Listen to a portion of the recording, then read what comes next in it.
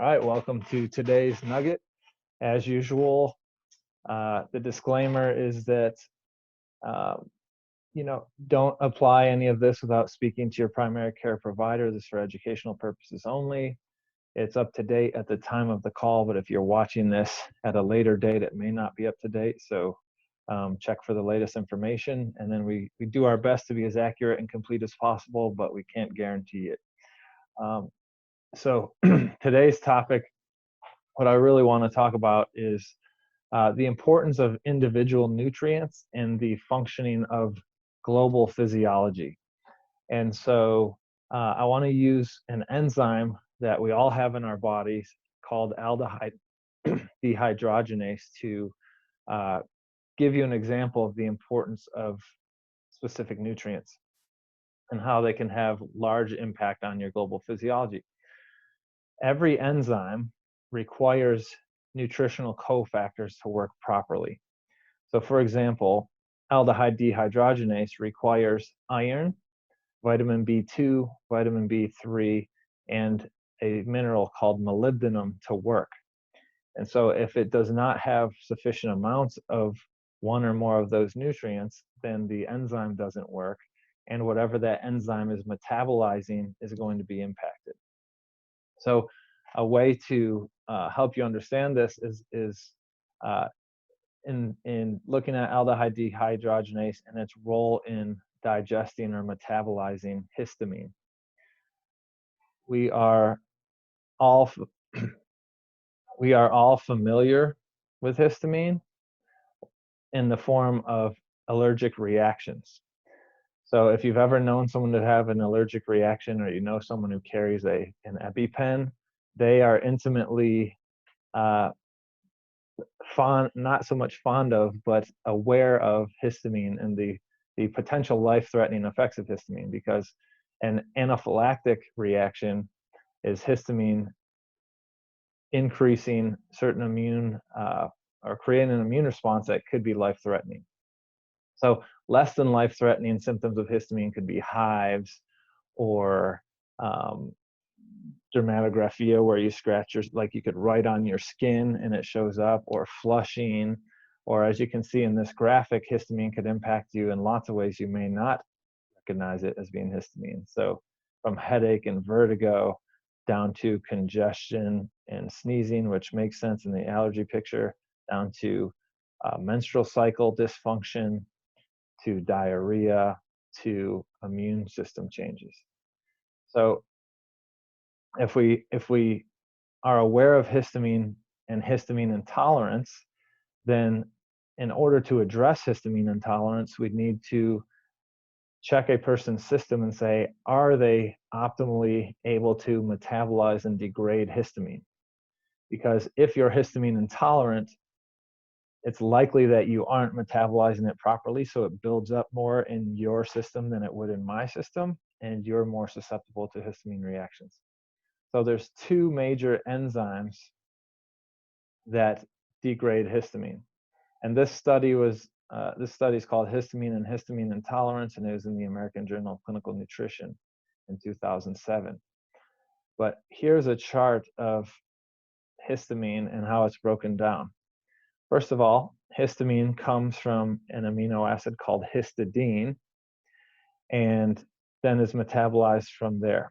So there's two major enzymes that degrade histamine. One is called diamine oxidase, or DAO, and that's primarily responsible for degrading ingested histamine, so histamine from our food and drink, and inhaled histamine, so environmental histamine,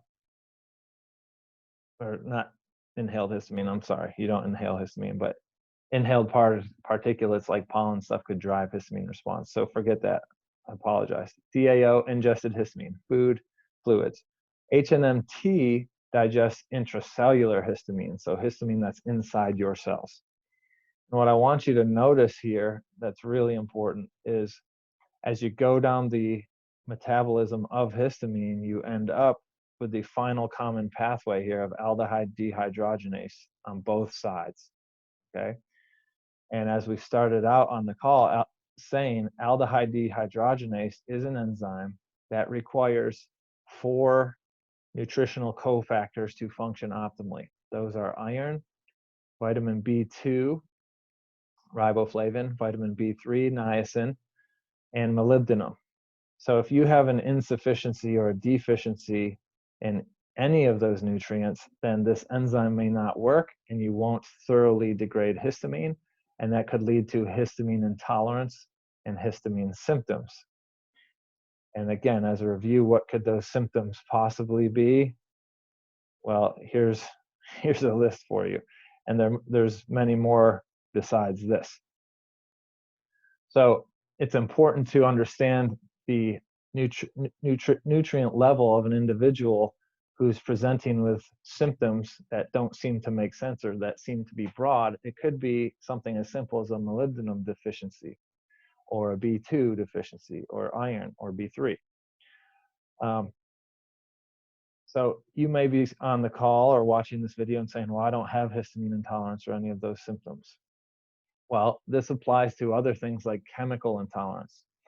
If you have chemical intolerance, such as when you drink wine, you have symptomatology. You could have sulfite sensitivity. Well, aldehyde dehydrogenase functions, molybdenum is a necessary cofactor for the enzyme sulfite oxidase, which breaks down the sulfites in your wines. So that may be a connection for you. So if you have a molybdenum deficiency, that could be the driver of your sulfite reactions or your reactions to red wine. If you do not digest histamine well, that also can contribute to the sulfite reactions, also known as red wine asthma. Molds produce aldehydes. So if you have mold sensitivity and you have nutrient deficiencies that inhibit optimal function of aldehyde dehydrogenase, you won't clear the aldehydes produced by molds efficiently, and you'll be more sensitive to mold exposure. Building materials produce aldehydes. So hardwood floors, new carpets, different chemicals in building materials can cause sensitivities in people who have inefficient aldehyde dehydrogenase enzymes. And one of the reasons those could be inefficient is nutrient deficiencies.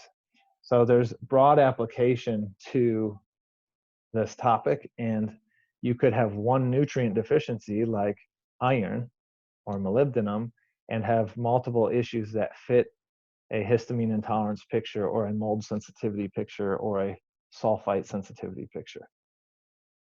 One other piece of this puzzle is that vitamin A requires an enzyme called retinol dehydrogenase to have its role in the body. So retinol dehydrogenase is an aldehyde dehydrogenase enzyme.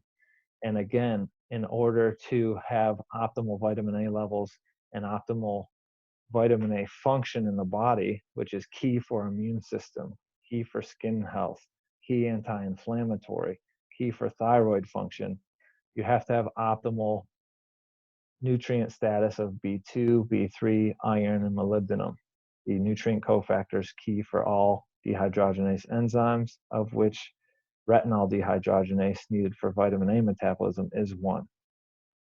So I hope this picture makes sense for you all and helps you understand the importance of individual nutrients and how lacking one individual nutrient could lead to body-wide symptoms. And the last piece to snap into this is if you've gone to a conventional medical doctor reporting broad symptomatology, oftentimes you're seeing a generalist who basically a general practitioner or primary care provider in the conventional healthcare model. Their job is to diagnose it and medicate it, or to recognize that they it's a tougher case than they're used to and send you to the right specialist. So if you go to a conventional doctor and you're reporting headaches, diarrhea, menstrual cycle issues, hives, and congestion, that might be too many things for them to deal with. and they may send you to an upstream specialist. Well, again, in a specialist model, the central nervous system, you would see a neurologist. GI complaints, you'd see a gastroenterologist. Cycle issues, you'd see an OBGYN. Skin issues, you'd see a dermatologist. So again, if you go to the specialist, they're just zeroing in on the symptoms that fit their issue and not seeing the broad picture. And so you could go through the rat race of trying to figure out what's wrong with you for a long time, when if someone could put all the pieces together and step back and assess you nutritionally, they could find a nutrient deficiency that all those years of suffering, all you needed was, say, molybdenum, or all you needed was optimal iron status. So if you've been in the mainstream medical model for a long time because of broad symptoms and your issues aren't being solved, you might want to work with somebody who can look at you more broadly, look at you as the person that you are, not the symptoms that you are. And that's an important distinction, because if I just look at your symptoms, I can be a specialist in neurology and just focus on neurology symptoms. But if you are an individual and we honor you that way, we realize that, yes, you may have neurological symptoms, but they're not happening in a vacuum separate from the rest of your body. So yes, we want to honor you have symptoms, but let's look at everything else and see how those symptoms snap into your whole picture. So that's the presentation for today. I'm going to open it up for questions here. And 1 second. All right, so what questions do we have? If any, just go ahead and chime in.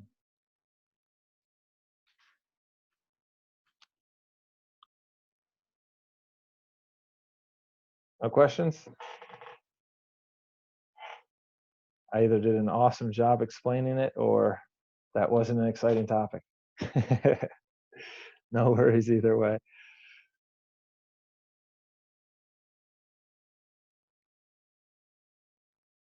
All right. Well, if there's no questions, that's the topic for today. And we'll meet again next week. Thank you for being on.